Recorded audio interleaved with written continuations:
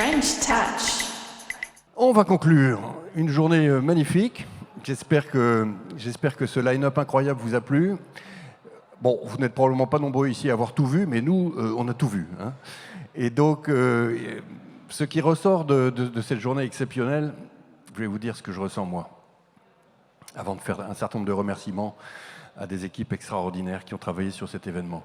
La première chose, c'est qu'il y a eu toute la journée une extrême sincérité, une grande légèreté, une légèreté française. Une vraie légèreté française. Pour ceux d'entre vous qui avaient assisté à des événements TED aux États-Unis, c'est pas ça du tout. Quand vous allez dans des événements TED, c'est d'abord du papier glacé, beaucoup, c'est ultra préparé. Et puis, il y a toujours une espèce de dimension sociologico-politique dans les interventions. On essaie de vous faire passer un message où on va vous demander de rentrer dans une catégorie ou d'accepter que vous, qui parlez sur scène, faites partie d'une catégorie et d'une identité. Nous, pas du tout. Nous, c'était aujourd'hui l'hymne des libertés françaises, j'ai envie de dire. On n'a eu que des maîtres en liberté sur scène. Personne ne nous a fait la leçon. Personne n'a dit « je suis ci, je suis blanc, je suis black, je suis machin ». Pas du tout. La singularité française, s'il y en a une, qu'on doit absolument préserver, et c'est un combat, et c'est le combat de la French Touch, c'est de ne pas tomber dans le piège de l'identité. Et aujourd'hui, toute la journée, on a eu des gens qui n'étaient pas du tout tombés dans le piège de l'identité, des gens qui sont dans l'anti-piège de la liberté. Magnifique. Ensuite, on a vu toute la journée des gens qui ont la religion du geste parfait. Et c'est ça la French Touch. C'est le geste parfait. Dans l'audiovisuel, vous avez vu les démonstrations dans les étages là-haut. Vous avez vu la jeune femme qui reprend les dorures. C'est le geste parfait. Ce qui fait le design, les décors, la musique, tout ce que la France est capable de produire. Et ça, c'est ce que le monde attend de nous. Et l'année dernière, je l'avais dit, mais je vais le redire, il faut imaginer un monde sans la France. Et vous arrivez à imaginer un monde sans la France? Non, c'est pas possible. Ça n'existe pas.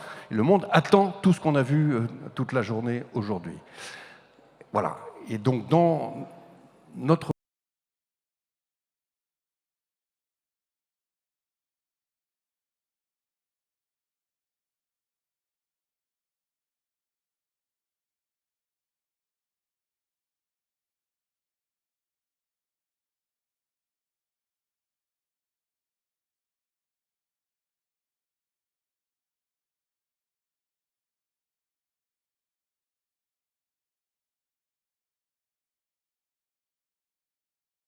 l'hymne à l'énergie française. C'était merveilleux, absolument merveilleux. Alors, pour faire tout ça, il a fallu, et il faut des équipes extraordinaires qui vont monter, ils sont tous les trois, montés tous les trois. Donc il y a Nicolas Parpex, que vous connaissez tous, qui dirige la French Touch chez BPI France avec toute son équipe qui est dans la salle. Je vais te passer la parole.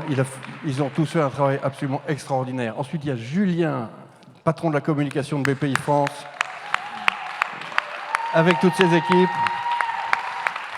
qui ont réussi cette espèce de miracle incroyable de tout réinstaller ici, à partir du moment où, vers 15h, Olivier Ginon, qui possède la mutualité, nous a dit qu'il se débrouillait pour qu'on puisse avoir le lieu aujourd'hui, mardi. Voilà. Tout a été fait ce week-end. Où est-ce qu'il est, Julien? Voilà. Donc les équipes de la communication, les équipes de la touch, il n'y a pas que vous, les autres. Ensuite, il y a Ensuite, il y a la famille. La famille, c'est Juliette qui va monter sur scène. Résonance, qui a participé au casting et surtout qui a... Mais viens, Delphine. Et donc, je précise que si les entrepreneurs et les artistes sont des maîtres en liberté, Juliette est une professeure de liberté. C'est-à-dire que le jour où elle vous appelle, si d'aventure vous n'êtes pas complètement accompli, vous allez l'entendre. N'est-ce pas? Voilà. J'en profite pour remercier Olivier Ginon, GL Events, qui a fait un geste extraordinaire de nous permettre d'être ici. Ce n'était pas complètement prévu. D'autres avaient loué la salle, ou une partie. Il a fallu se réorganiser. Et puis alors d'autres prestataires. Julien, tu dis donc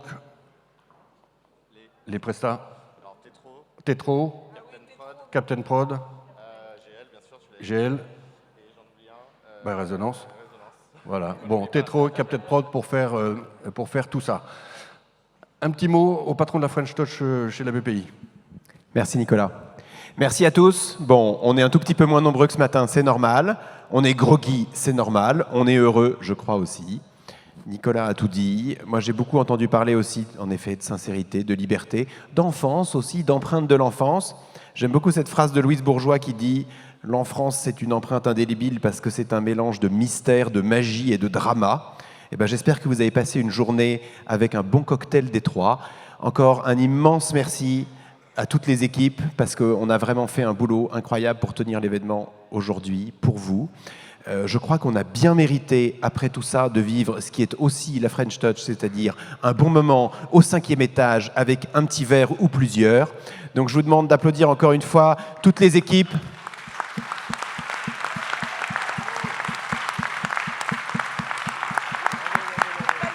Laura, tu n'as pas le choix. Simon non plus sur scène, c'est un ordre. Wouh! Charlie. Hop.